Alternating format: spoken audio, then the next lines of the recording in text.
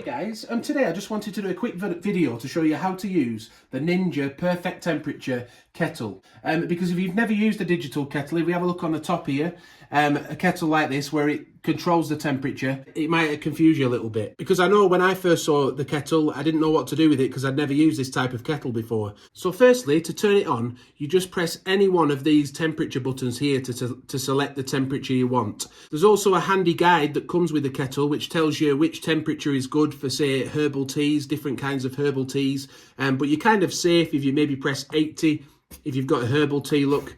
If you set it to 80, or if you want to boil it for a cup of black tea, then you can set it to the 100 level, or it says here coffee is good at 95.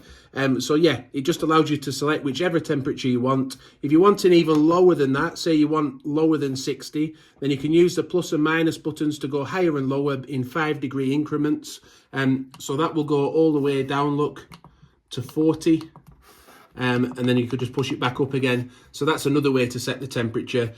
This whole temp feature, that just allows you to, when the kettle has finished boiling, whichever temperature you've selected, it will keep it at that temperature for up to 30 minutes. So that if you walk away and leave it and you forget about it and you come back in 15 minutes perhaps, it will have kept it at that temperature, which is really handy. Now to use that, you just want to make sure it's lit up. You can either press it before you boil, during boiling, or even after boiling is finished. If you find you need to go away and sort something out, you can press that at the end and it will just keep it held there.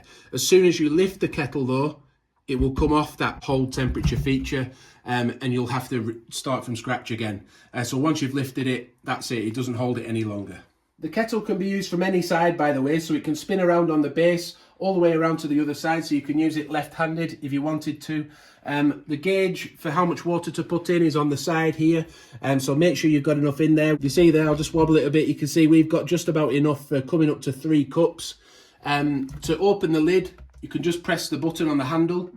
That will pop it open, and then on top here you'll see once you've finished boiling, if it's hot on top to touch, you can always put that back down again. Say for some reason you've had to open it after boiling, you can touch that back down, and this section here, this circle in the middle, is always cool. It's a cool touch pad. When you first come to use the kettle, you might, and you've turned it on, you may notice it says like 26 degrees or after boiling or something. Well, that's just the temperature of the water as it is now. So that's the temperature of the water inside the jug. If you lift it, you'll see you've got it set to 60 degrees, haven't you? And obviously it will bring it up to 60 degrees when you press the start button.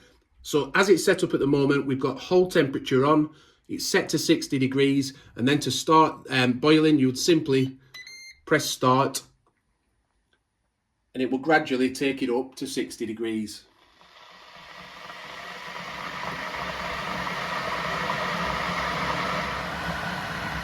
When you're using like 60, 70, 80, 90 degrees, by the way, it does boil fast up to a point, but then as soon as it approaches that temperature, it starts to slow down, as we're here now, and then it gently just adds a little bit more heat, and that's just to get it to the perfect temperature.